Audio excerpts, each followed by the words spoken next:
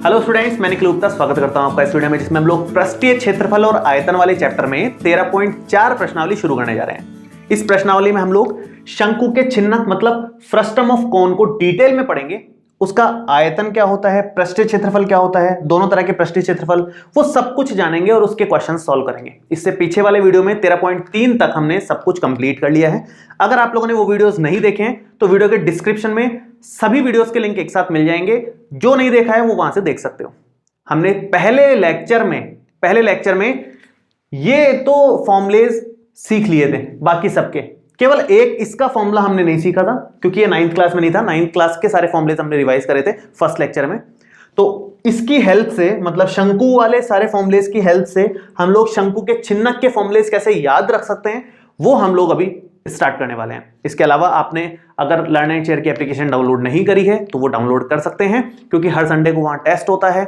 उसके अलावा notes, important questions और ये जो सारे फॉर्मूलेज हैं हर चैप्टर के, उन सब की पीडीएफ वहां पर अवेलेबल है, आप वहां से एक्सेस कर सकते हो। तो काफी ज्यादा आसान हो जाएगा आपका काम अगर वो एप्लीकेशन आप डाउनलोड करते हो तो।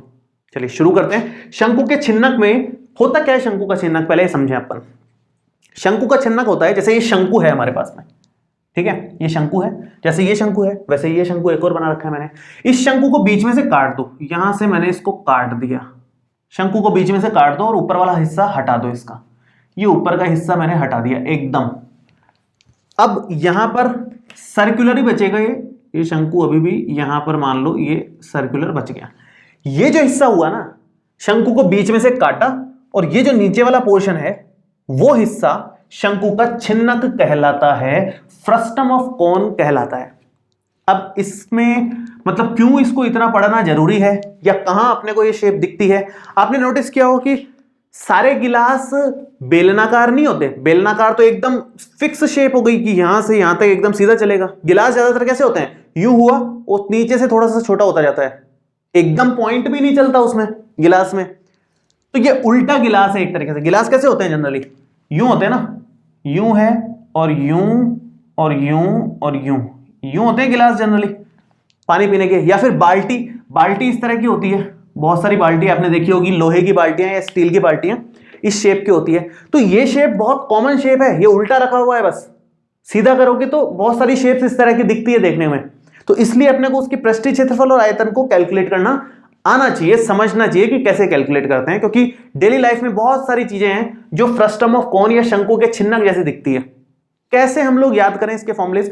बहुत सिंपल है। फॉर्मूला निकालने का तरीका तो शंकु के फॉर्मूलेज जैसे निकाले थे वैसे ही है। बाकी हम क्या करेंगे अभी इस वीडियो में, इनकी मदद से, क्योंकि ये याद है आपको, इनकी मदद से ये याद कर लेंगे। कैसे? देखो ध्यान से। अब देखो ये तो हो गई ऊंचाई छिन्नक की, जिसको आप h कह सकते हो। ये तिर्यक ऊंचाई हो गई, दोनों उसमें भी थी एज इट इज।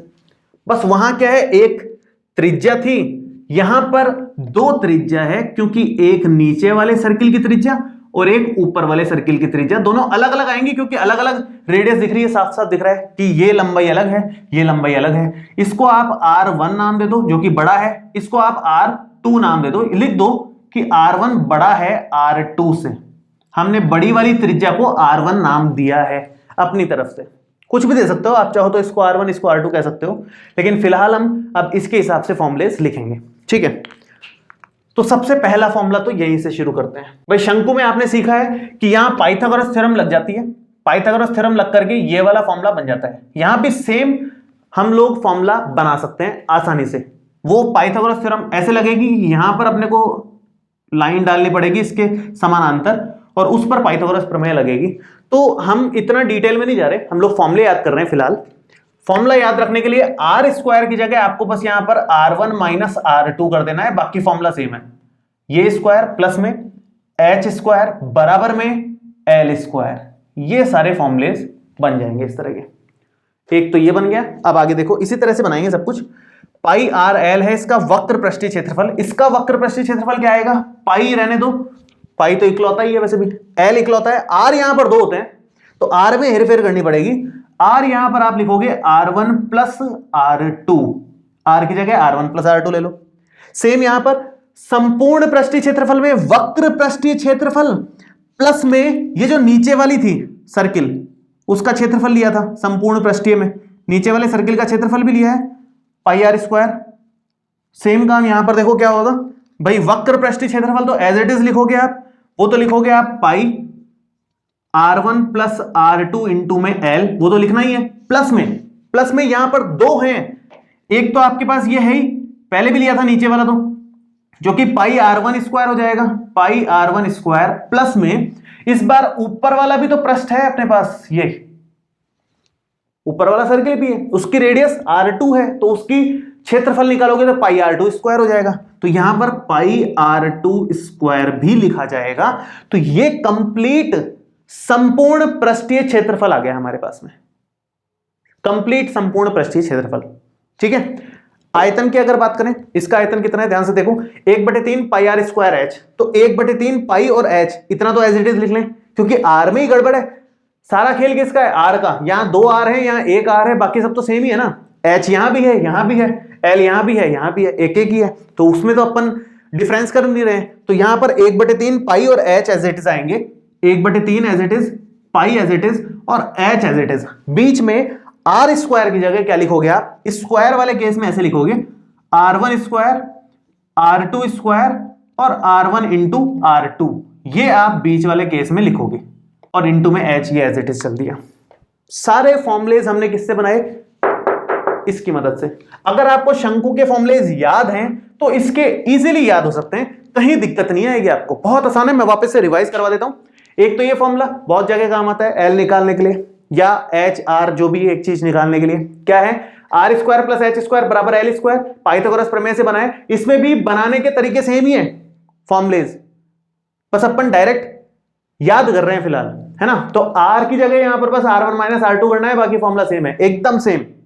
आगे वक्र पृष्ठीय क्षेत्रफल में आर की जगह बस R1 प्लस R2 करना है, बाकी सेम, पाई और एल। संपूर्ण पृष्ठीय में वक्र पृष्ठ के साथ नीचे वाला पृष्ठ जुड़ जाता है, यहां पर वक्र पृष्ठ के साथ नीचे और ऊपर दोनों पृष्ठ जुड़ेंगे। तो वक्र पृष्ठ इतना था, ये एज इट इज आ गया, नीचे वाला पृष्ठ ऊपर वाला पृष्ठ जोड़ दिया, और ये संपूर्ण पृष्ठीय क्षेत्रफल आ गया। सेम आयतन में आर स्क्वायर की जगह बस चेंज करेंगे, बाकी 1/3 पाई और एच सेम है। आर स्क्वायर की जगह R1 square plus R2 square plus R1 R2 करने वाले हैं। फॉर्मुलेज बस ये 4 अपने को ध्यान रखने हैं, पूरी प्रश्नावली में किसी क्वेश्चन में दिक्कत नहीं आने वाली है, बहुत आसान क्वेश्चन है इसके, फॉर्मुला बेस्ड क्वेश्चन है, फॉर्मुले में मान रखो तुरंत आंसर आएंगे, ज्यादा घुमाया नहीं है क्वेश्चंस में, बाकी प्रश्नावलियों की तरह। बहुत एक आधा क्वेश्चन है जो थोड़े से अच्छे हैं, बाकी सब नॉर्मल क्वेश्चंस हैं, बहुत आराम से कंप्लीट हो जाएंगे अपने। इसमें उदाहरण हम लोग शुरू कर देते हैं सबसे पहले, फिर प्रश्नावली के प्रश्न अगले वीडियो में डिस्कस करेंगे। तो उदाहरण देखो आप, उदाहरण नंबर 12 है हमारे पास, बहुत आसान उदाहरण है, सिर्फ फॉर्मुला बेस्ड है, ध्यान से देखेंगे। एक शंकु के चिन्हक जो 45 सेंटीमीटर ऊंचा है के सिरों की त्रिज्याएं 28 सेंटीमीटर और 7 सेंटीमीटर है। इसका आयतन, वक्र पृष्ठीय क्षेत्रफल और संपूर्ण पृष्ठीय क्षेत्रफल ज्ञात करो। तीन ही जो चीजें होती हैं, आयतन, वक्र पृष्ठीय क्षेत्रफल, संपूर्ण पृष्ठीय क्षेत्रफल, सब कुछ ही निकालना है। अब ये सब कुछ निकालने के लिए एल की जरूरत पड़ेगी, इसलिए इस फॉर्मूले की भी जरूरत पड़ेगी। तो सारे फॉर्मूले काम आ जाएंगे एक ही क्वेश्चन में, आपको एग्जैक्ट क्लियर हो जाएगा कि फॉर्मूलों को यूज कैसे लेना है। शुरू करते हैं, ध्यान से देखो। मैं सबसे पहले तो इसका डायग्राम बनाऊंगा। डायग्राम बहुत सिंपल सा ही होता है, डायग्राम बनाना जरूरी है, ऐसा नहीं है कि नहीं बनाओगे तो आंसर नहीं आएगा, लेकिन बनाओगे तो थोड़ा सा बेटर रहेगा। ये डायग्राम बना दिया सिंपल सा, यहां पर आप लिख दो जो जो चीजें जो हैं वो सब यहां पर लिख दो आप। ये त्रिज्याएं हो जाएंगी दोनों, ये R2 है, ये R1 है, ये L है और ये H है। ठीक है, H आपको दिया कितना है, हाइट 45 सेंटीमीटर, तो H 45 सेंटीमीटर है, डायरेक्ट मैं 45 सेंटीमीटर लिख देता हूं इसको। ये H बराबर, L का मान कितना दिया हुआ है, नहीं दिया हुआ है, L निकालना पड़ेगा। R1 और R2 दे रखे हैं, बड़ी वाली को हम लोग R1 मानते हैं, ये पता ही है अपने को, और छोटी वाली को हम लोग R2 मानते हैं, 7 सेंटीमीटर। L हम लोग निकाल लेंगे क्योंकि सभी में L की जरूरत पड़ने वाली है, इसमें नहीं पड़ेगी लेकिन बाकियों में पड़ेगी, तो L तो पहले निकाल के रख लेते हैं। किससे निकलेगा, इस सूत्र से निकल जाएगा। देखो कैसे निकलेगा, सूत्र यहां पर लिखा हुआ है, मैं एज इट इज लिखता हूं यहां पर वापस से। R1 माइनस R2 का स्क्वायर प्लस में H स्क्वायर बराबर होता है L स्क्वायर के, मान रखो 28 माइनस 7 का स्क्वायर प्लस में H 45 है, तो 45 का स्क्वायर बराबर में L स्क्वायर। 28 माइनस 7 होता है 21, 21 का स्क्वायर 45 का स्क्वायर बराबर में एल का स्क्वायर। 21 का स्क्वायर कितना होता है 441, 45 का स्क्वायर कितना होगा 2025 और एल स्क्वायर ये एज इट इज। इसको थोड़ा सा सॉल्व कर लेते हैं इस तरफ। तो ये टोटल बनेगा 2466 बराबर में L square as it is, और यहां से आप एल निकाल सकते हो 2466 का अंडर रूट, जो कि होता है 49.65 सेंटीमीटर। ये बन गया आपके पास एल। पॉइंट्स में आ रहा है, ठीक है, जो भी है कैलकुलेशन वाला काम है। तो 49.65 सेंटीमीटर एल आ गया। एल के बाद अब वक्र पृष्ठ, संपूर्ण पृष्ठ और आयतन लाइन से निकाल दो, काम खत्म। उसके बाद में सबसे पहले वक्र पृष्ठीय क्षेत्रफल। तो वक्र पृष्ठीय क्षेत्रफल का सूत्र है हमारे पास में पाई आर एल के हिसाब से R1 प्लस R2 किया हुआ है, और ये एल अपनी जगह पर। पाई का मान यहां रख दो, पाई का मान है 22/7, R1 प्लस R2 28 प्लस 7 और L 49.65। कितना बनेगा 22/7 गुणा 28 और 7 मिलकर के होता है 35, और ये है 49.65। 7 पंजे 35 बनेगा कितना 5461.5, और क्षेत्रफल है इसलिए सेंटीमीटर स्क्वायर। ये बनेगा इसका, ठीक है। थोड़ा सा कैलकुलेशन है, हल्का फुल्का मल्टीप्लाई करना पड़ेगा, बाकी आ जाएगा आराम से। नेक्स्ट संपूर्ण पृष्ठीय क्षेत्रफल निकालते हैं। इसको मिटा देता हूं मैं एक बार। संपूर्ण पृष्ठीय क्षेत्रफल यहां पर आ जाएगा। संपूर्ण पृष्ठीय क्षेत्रफल अगर आपको निकालना है तो देखो, ये चीज तो निकाल चुके हैं अपन, ये चीज यही थी, वक्र पृष्ठीय क्षेत्रफल ही था ये, तो वो तो हम ऑलरेडी निकाल चुके हैं। तो 5461.5 तो ऐसे कैसे ले लो, प्लस में केवल इन दो को ही करना है ना अपने को कैलकुलेट। ये तो हम कर चुके हैं ऑलरेडी, आधा काम तो इसका हो चुका है, केवल ये काम करना है। तो केवल इतना ही लिखो। आप इसको लिखोगे पाई R1 स्क्वायर प्लस में पाई R2 स्क्वायर, बस इतना ही काम करो। और ये जो बाकी का पोर्शन है, बाकी सब मैं हटा देता हूं, सिर्फ आयतन रखता हूं, बाकी सब हो चुका है, ठीक है। तो ये बनेगा देखो 5461.5 प्लस में 22/7 गुणा R1 स्क्वायर का मतलब है 28 गुणा 28 और प्लस में 22/7 गुणा 7 गुणा 7, क्योंकि ऊपर 7 है। कैलकुलेट कर लो, छोटा मोटा कैलकुलेशन है। ये 4 बार कट रहा है, ये एक बार में कट रहा है पूरा। क्या बनेगा, ये बनेगा 5461.5 प्लस में 2464 प्लस में ये बनेगा 22×7=154। अगर आप इसको टोटल करते हो तो ये बनता है 8079.5 सेंटीमीटर स्क्वायर। ये हमारा फाइनल संपूर्ण पृष्ठीय क्षेत्रफल आ गया। अब हमें लास्ट निकालना है आयतन, तो आयतन निकाल लेते हैं। आयतन के लिए मैं इसको मिटा करके थोड़ा इस तरफ लिखता हूं ताकि थोड़ी जगह बन जाए कैलकुलेट करने के लिए। देखो, तो आयतन हमारे पास आ जाएगा, आयतन बराबर 1/3 पाई R1 square plus R2 square plus R1 R2 into में H। तो 1/3 गुणा पाई का मतलब 22/7 गुणा R1 स्क्वायर मतलब 28 का स्क्वायर हो जाएगा। तो 28 का स्क्वायर, थोड़ी सी कैलकुलेशन तो है ही है यहाँ पे, अच्छी खासी कैलकुलेशन है। और R2 स्क्वायर मतलब 7 का स्क्वायर होगा, प्लस में R1 इंटू R2 मतलब 28 गुणा 7 करना पड़ेगा, 28 गुणा 7, और लास्ट में H का मतलब 45 लेना पड़ेगा।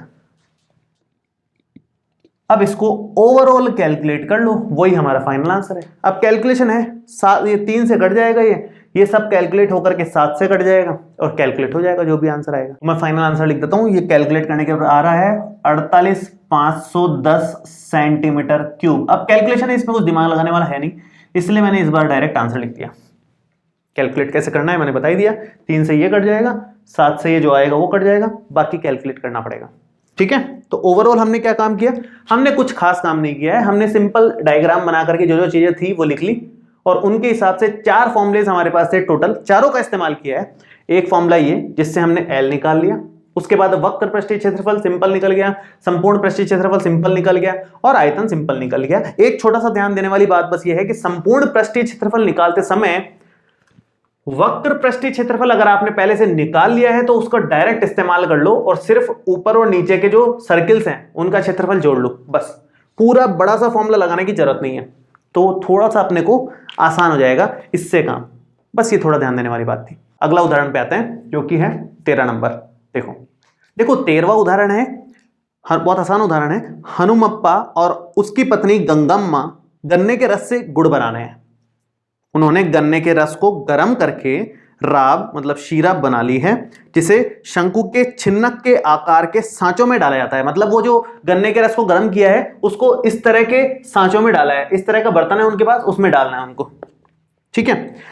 जिनमें से प्रत्येक के दोनों वृत्तीय फलकों के व्यास क्रमशः 30 सेंटीमीटर और 35 सेंटीमीटर है। ये दोनों व्यास दे रखे हैं 30 और 35। मैं लिख भी देता हूं ताकि ध्यान रहे अपने को। ये 35 सेंटीमीटर व्यास दिया हुआ है, यहां से लेकर के यहां तक बड़ा वाला, जाहिर सी बात है। और ये छोटा है तो इसको 30 सेंटीमीटर लिख रहा हूं मैं। यहाँ पे दो दे रखे हैं, बड़े और छोटे का व्यास, इसको सेंटीमीटर में लिख लेंगे यहां तक का, ठीक है। आगे बोला है इसने सांचे की ऊर्ध्वाधर ऊंचाई 14 सेंटीमीटर है। ये जो हाइट है, ये हाइट इन्होंने दे रखी है 14 सेंटीमीटर, ठीक। यदि 1 सेंटीमीटर क्यूब राब का द्रव्यमान लगभग 1.2 ग्राम है तो प्रत्येक सांचे में भरी जा सकने वाली राब का द्रव्यमान ज्ञात करें, ठीक है। क्या कहना चाह रहा है ये? 1 सेंटीमीटर क्यूब राब का द्रव्यमान दे रखा है 1.2 ग्राम होता है। 1 सेंटीमीटर क्यूब मतलब आयतन ही दिया है ना, 1 सेंटीमीटर क्यूब मतलब आयतन की बात चल रही है। तो 1 सेंटीमीटर क्यूब राब का द्रव्यमान अगर 1.2 ग्राम है तो जितने भी सेंटीमीटर क्यूब इससे बन रहे हैं, इसको भरने से, उसका द्रव्यमान कितना आएगा, वजन कितना आएगा, वो हम पहले निकालें कि कितना सेंटीमीटर क्यूब आ रहा है, मतलब कितना आयतन है इस बर्तन का। उसके बाद उसको 1.2 ग्राम से गुणा कर लेंगे, क्योंकि 1 सेंटीमीटर क्यूब का 1.2 ग्राम है, तो जितना भी हम निकालेंगे उसका उतना गुणा 1.2 ग्राम करते ही पूरा का पूरा द्रव्यमान कैलकुलेट हो जाएगा, वजन निकल जाएगा उसका, ठीक है। अब यहां पर हम रेडियस पहले लिख देते हैं कि ऊपर वाली रेडियस हो गई 35/2। अगर यहां लिखो तो ये R1 मानी जाएगी, क्योंकि बड़ी वाली को R1 बोलते हैं हम लोग। ये 35/2 सेंटीमीटर, और छोटी वाली को हम लोग R2 बोलते हैं, तो ये R2 बराबर 30/2 मतलब 15 सेंटीमीटर। ये हमारे पास H है, R1 R2 है, ये मैं लिख भी देता हूं कि ये H बराबर 14 सेंटीमीटर आया है। अब हमें सिर्फ आयतन निकालना है, ज्यादा कुछ करना ही नहीं है इसमें। और आयतन में अच्छी बात यह है कि सिर्फ R1 R2 H की जरूरत होती है, L की जरूरत ही नहीं है। L में इतनी माथापच्ची थी, हमने पिछले वाले क्वेश्चन में देखा। L निकालने में कितना लंबा प्रोसेस है, पूरा वो अंडर रूट तक जाना पड़ता है। यहां कुछ दिक्कत ही नहीं है, आयतन में कुछ करना ही नहीं है अपने को, सिंपल सब कुछ दिया हुआ है। आयतन का सूत्र लगा दो, आयतन बराबर 1/3 पाई R1 square plus R2 square plus R1 R2 into में H। ये बनेगा 1/3 पाई का मतलब 22/7 और R1 स्क्वायर 35/2 का स्क्वायर करना पड़ेगा। तो एक काम करते हैं, इसको लिख लेते हैं पूरा डिवाइड करके। कितना आ रहा है ये आ रहा है 17.5 सेंटीमीटर। तो इसका ये स्क्वायर करेंगे अब, 17.5 का स्क्वायर और 15 का स्क्वायर और 17.5 गुणा 15 और लास्ट में H का मतलब 14। ये हमने बना दिया है। आप यहां से काट सकते हो, ये तो 2 बार वैसे ही कट गया। अब पूरा गुणा करना पड़ेगा, 3 से भाग देना पड़ेगा, ठीक है। तो स्टार्ट करते हैं। अगर इसको कैलकुलेट करते हो तो ये आएगा 793.75 और ये 2 और 22 मिलकर के 44 है, नीचे 3 चल ही रहा है, बस इसको हमें कैलकुलेट करना है। ये हमारा बनता है 11,641.6666, इस तरह से चलता जाएगा। इतना सेंटीमीटर क्यूब आया हमारे पास में, ठीक है। लेकिन सेंटीमीटर क्यूब में नहीं चाहिए आयतन, हमें द्रव्यमान चाहिए। द्रव्यमान क्या है कि 1 सेंटीमीटर क्यूब को 1.2 से गुणा करना पड़ेगा, उतना ग्राम मिल रहा है। या कह लो कि द्रव्यमान, मैं सीधा लिखता हूं, द्रव्यमान बराबर वो आएगा 11,641.66 गुणा 1.2 ग्राम। उतने ग्राम द्रव्यमान मिल जाएगा अपने को। सेंटीमीटर क्यूब में चाहिए नहीं था, द्रव्यमान चाहिए था, तो उसको 1.2 से गुणा कर दिया। क्वेश्चन में दिया हुआ था साफ साफ। कितना आएगा ये करने पर? ये आ रहा है 13,969.99, मतलब लगभग आप कह सकते हो कि लगभग 13,970 ग्राम आ रहा है।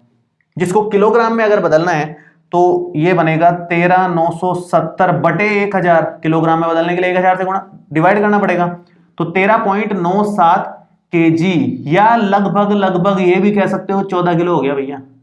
14 किलो गुड़ बनेगा उससे, या 14 किलो वो है गन्ने का रस है, वो इतना किलो गुड़ बन जाएगा उससे। ठीक है, समझ आया आपको कैसे करना था? सिंपल सा था, आयतन निकाला, बहुत छोटा सा क्वेश्चन हो गया है, इतना सा था आयतन, उसको 1.2 से गुणा कर दिया, आंसर आ गया। एक्स्ट्रा कुछ निकाला ही नहीं इस क्वेश्चन में, इतना छोटा क्वेश्चन है। ठीक है, आसान आसान से क्वेश्चन हैं, आपको कहीं दिक्कत नहीं आएगी अगर आपको फॉर्मूले याद हैं तो। नेक्स्ट पे आते हैं, लास्ट एग्जांपल है इस पूरे चैप्टर का, 14वां नंबर। देखो, देखिए बहुत ही अच्छा क्वेश्चन है ये।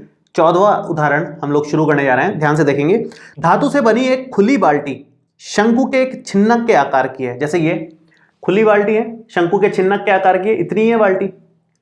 आगे बोला है जो उसी धातु के बने एक खोखले बेलनाकार आधार पर आरोपित है। ये बेलनाकार आधार है। आपने कोई भी बाल्टी देखी हो तो कोई भी बाल्टी अगर होती है इस तरह की, तो हमेशा नीचे कुछ ना कुछ बेलनाकार उसका बेस रहता है। डायरेक्ट ये जमीन पे नहीं होता, ये जो चीज है डायरेक्ट ये जमीन पे नहीं होती, ये तो ठोस रहती है जो भरी होती है एकदम धातु से, ताकि पानी इससे नीचे नहीं जाए। उसके बाद ये खोखली रहती है जो जमीन पर बेस बनाने के लिए काम आती है। तो ये बेलन, ये बेलनाकारी होती है, तो ये बेलन एक तरीके से बेस बनाता है। बाकी पानी इतने हिस्से में रहता है, इसमें पानी या जो भी आप सामान रखना चाहो वो इतने हिस्से में रहता है।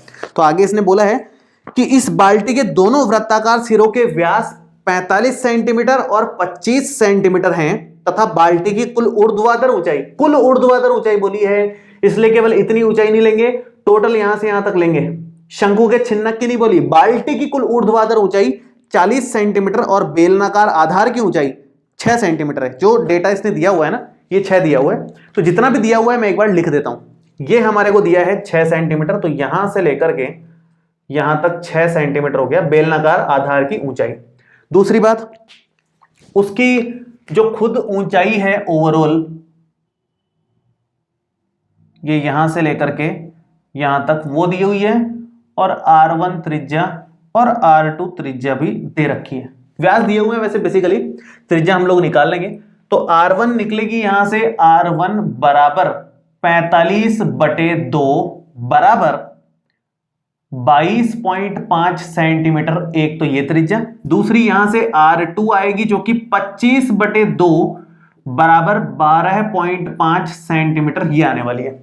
H क्वेश्चन में दिया हुआ है 40 सेंटीमीटर, तो वो भी मैं लिख देता हूं। 40 सेंटीमीटर इसकी ऊंचाई है, सॉरी गलत बोल दिया मैंने, 40 सेंटीमीटर तो यहां से लेकर के यहां तक दिया हुआ है, यहां से लेकर के यहां से शुरू होगा और टोटल यहां तक जाएगा, जिसमें से 6 सेंटीमीटर अगर आप यहां से हटाओ तो ये ओवरऑल बाल्टी जिसमें पानी रहेगा, मतलब शंकु का छिन्नक, उसकी ऊंचाई तो 34 सेंटीमीटर ही मानी जाएगी।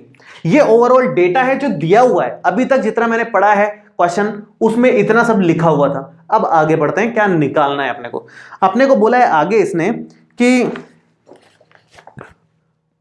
इस बाल्टी को बनाने में प्रयुक्त धातु की चादर का क्षेत्रफल ज्ञात कीजिए। कितनी धातु इसमें काम आई, ये अपने को बताना है ओवरऑल बाल्टी बनाने में। जबकि हम बाल्टी की मुठिया या हत्थे को इसमें सम्मिलित नहीं कर सकते हैं, नहीं कर रहे हैं, तो ये हत्था है, इसको सम्मिलित ही नहीं कर रहे तो हटा ही दो ना इसको, क्यों फालतू लगा के रखा है अपन ने, ये हटा दिया अपन ने हत्था इसका। ये 2 मैं एक बार लिख दूंगा, 22.5 है ये मैंने हटा दिया, और यहां 2 लिख दो, बस हो गया। सिंपल बाल्टी इस तरह की है। आगे इसने बोला है कि एक तो चादर का क्षेत्रफल निकालना है, मतलब पृष्ठीय क्षेत्रफल निकालना है। बेसिकली जितनी चादर धातु की इसमें काम आई है, मतलब पृष्ठीय क्षेत्रफल है। दूसरा अपने को क्या पूछा है, दूसरा अपने को पूछा है कि भाई उस पानी का आयतन ज्ञात कीजिए जो इस बाल्टी में धारण कर सकती है। मतलब आयतन तो अपने को इतने पोर्शन का ही मिलेगा ना। ये जो पोर्शन दिख रहा है आयतन, मतलब पानी तो इतने पोर्शन में ही रहेगा, पानी या कुछ भी आप रखोगे तो वो आयतन हमें निकाल के बताना है। तो वो मैं एक बार लिख देता हूं, कहां कहां से मिलेगा अपने को। ये पोर्शन है जिसमें आयतन मिलेगा, नीचे वाला पोर्शन है जो खोखला है, केवल बेस बनाने के लिए है नीचे वाला। ठीक है, आयतन निकालने में कोई जोड़ नहीं आने वाला है, आयतन में सिंपल फॉर्मूला लगेगा और आयतन आ जाएगा। आयतन में कोई एल भी नहीं निकालना अपने को, तिर्यक ऊंचाई की भी जरूरत नहीं है आयतन निकालने के लिए। तो आयतन निकालने के लिए R1 R2 और H चाहिए होते हैं, तीनों हैं यहां पर, वो निकाल देते हैं पहले अपन। तो देखो आयतन कितना आएगा, आयतन होता है 1/3 पाई R1 square plus R2 square plus R1 R2 into में H, बस वैल्यूज रखनी है। तो 1/3 पाई का मतलब 22/7 गुणा R1 स्क्वायर मतलब 22.5 का स्क्वायर करोगे, प्लस में 12.5 का स्क्वायर हो जाएगा, और R1 इंटू R2 के हिसाब से 22.5 गुणा 12.5, और लास्ट में H का मतलब हाइट 34 सेंटीमीटर, ये आ गई। अब ओवरऑल कैलकुलेशन है, कैलकुलेशन में कुछ सोचने समझने या समझाने लायक है नहीं, सीधा मैं आंसर लिख देता हूं। क्या आयतन आएगा इसका गुणा भाग करने के बाद में? वो आएगा 33,615.48 सेंटीमीटर क्यूब। आयतन का काम तो यहीं पर खत्म हो गया, कुछ एक्स्ट्रा दिमाग ही नहीं लगाना पड़ा। मेन जो इस क्वेश्चन का है ना क्रंच, वो है पृष्ठीय क्षेत्रफल। पृष्ठीय क्षेत्रफल कैसे निकालें, ध्यान से समझना पड़ेगा इस बात को। देखो, पृष्ठीय क्षेत्रफल के लिए कहां कहां धातु लगी हुई है। धातु एक तो लगी हुई है इस कोण के फ्रस्टम मतलब शंकु के छिन्नक को बनाने में चारों तरफ। दूसरी बात, इस तली पे धातु लगी हुई है, इस बेस पे। ऊपर नहीं लगी हुई, ऊपर खाली है, केवल एक यहां धातु लगी हुई है, बाकी इसको चारों तरफ से बनाने में और इस बेलन को चारों तरफ से बनाने में धातु लगी हुई है। या कह लो कि शंकु के छिन्नक का तो केवल वक्र पृष्ठ ले लो, बेलन का वक्र पृष्ठ ले लो, और एक केवल इस सर्किल का क्षेत्रफल ले लो, क्योंकि ये भी भरा हुआ है, ये सर्किल भरा हुआ है, ये खाली है, ये खाली है। तो शंकु के छिन्नक का वक्र पृष्ठीय क्षेत्रफल प्लस वो इधर कवर हो गया यहां तक, ये बेलन का वक्र पृष्ठीय क्षेत्रफल, चारों तरफ बेलन से कवर्ड है वो, प्लस इस सर्किल का, इस वृत्त का क्षेत्रफल, जो तली बनी हुई है, इसकी आधार बना हुआ है, उसका क्षेत्रफल पाई R2 स्क्वायर के हिसाब से। तो आप यहां पर लिखोगे कि धातु का क्षेत्रफल, धातु की चादर का क्षेत्रफल मान लो या धातु का क्षेत्रफल मान लो, वो आएगा शंकु के छिन्नक का वक्र पृष्ठीय क्षेत्रफल प्लस में बेलन का वक्र पृष्ठीय क्षेत्रफल प्लस में वृत्त का सिंपल क्षेत्रफल। ये बेस वृत्ताकार है। तो शंकु के छिन्नक का वक्र पृष्ठीय क्षेत्रफल कितना होता है? वो होता है पाई R1 प्लस R2 इंटू में L, ठीक है। प्लस में बेलन का वक्र पृष्ठीय क्षेत्रफल कितना होता है? वो होता है 2 पाई RH सिंपल, प्लस में वृत्त का क्षेत्रफल पाई R स्क्वायर। लेकिन ध्यान देने वाली बात यह है कि यहां पर R2 काम आएगा, यहां पर भी R2 काम आएगा, बेलन में दोनों केसेस में R2 काम आएंगे, ठीक है। R1 कहीं काम नहीं आएगा, बस यहां पर काम आएगा एक। ये हमें निकालने के लिए हमें किसकी जरूरत पड़ेगी? L की, जो हमने अभी तक नहीं निकाला है। तो L आप पहले इधर निकालो, फिर इधर मान रखो, आंसर आ जाएगा। शुरू करते हैं। L निकालने के लिए जो सूत्र है मैं यहां पर लिख देता हूं पहले। वो सूत्र है R1 माइनस R2 का स्क्वायर प्लस में H का स्क्वायर बराबर होता है L के स्क्वायर के। ये सूत्र है L निकालने के लिए। तो यहां पर R1 का मान रखो जो कि है 22.5 माइनस R2 का रखो जो कि है 12.5, उसका स्क्वायर प्लस में H स्क्वायर 34 का स्क्वायर और बराबर में L स्क्वायर, वो निकालना है। 22.5 में से 12.5 गए तो 10 बचे, 10 का स्क्वायर हो जाएगा 100, 34 का स्क्वायर होता है 1156 बराबर L स्क्वायर। तो ये हो जाएगा 1256 बराबर L स्क्वायर। तो L कितना आ गया फाइनली? L आ गया 1256 का अंडर रूट, जो कि होता है 35.44 सेंटीमीटर। ये आ गया L का मान, ठीक है। L का मान आ गया, बाकी सबके मान पहले से ही थे, मान बस रख दो यहां पर, काम खत्म। देखो, मान रखने से पहले एक छोटा सा काम और कर लो आप, वो ये कि यहां से कुछ कॉमन आ रहा है ताकि थोड़ा सा आसान हो जाए, यहां से कॉमन ले लो, बाकी सबको तो लिखते जाओ। तो ये तो है 22/7 गुणा R1 plus R2, R1 plus R2 मतलब ये दोनों 22.5 प्लस 12.5, 22.5 प्लस में 12.5 गुणा में L कितना है 35.44 प्लस में इन दोनों में से पाई कॉमन है और R2 कॉमन है, थोड़ा आसान हो जाएगा इसलिए कॉमन ले रहा हूं मैं, पाई और R2 कॉमन आ रहा है, एक तो यहां बच रहा है 2h और यहां बच रहा है R2 केवल। अब मान रख देंगे इधर भी, ये हो जाएगा 22/7 गुणा 22.5 और 12.5 मिलके होते हैं 35। अपने काम की चीज आइए, क्योंकि काट देंगे अपन आराम से इसको, और ये 35.44 प्लस में पाई का मतलब है 22/7 गुणा R2 का मतलब है 12.5 गुणा 2h। अब h यहां पर ये नहीं लेनी है, आज h बेलन की लेनी है, ये बेलन का था, तो यहां एक काम करो, h की जगह H2 लिख दो इसको, तो थोड़ा सा ध्यान रहेगा अपने को, H2 लिख दो। ये किसके बराबर है? H2 के, मान लो 6 सेंटीमीटर, तो 6 दूना 12, 6 और 2 ये 12 हो गया। R2 हमारे पास 12.5 अभी भी है, तो ये 12.5 हो गया। ठीक है, कितना बनेगा ये तो आप 5 बार काट ही लो, काटने के बाद टोटल करोगे तो ये बनेगा 3898.4। ये पूरा तो ये बन गया। अब हमें केवल इतना निकालना है, ये कितना है? 22/7 गुणा 12.5 गुणा 12 और 12 ये 24.5 हो गया। ठीक है, अब ये कट रहा है, लेकिन 7 के पहाड़े से ये कट रहा है, 7 या 21 होता है, और पॉइंट में बचा 3, 5 7 5 15, 3.5 आ गया। तो 22 गुणा 12.5 गुणा 3.5, और ये बन जाएगा हमारे पास में, ये तो 3898.4 प्लस में 962.5, और ये टोटल हो जाएगा 4890.6 सेंटीमीटर स्क्वायर। पृष्ठीय क्षेत्रफल है ना, सेंटीमीटर स्क्वायर में आएगा। ये फाइनल आंसर है इसका।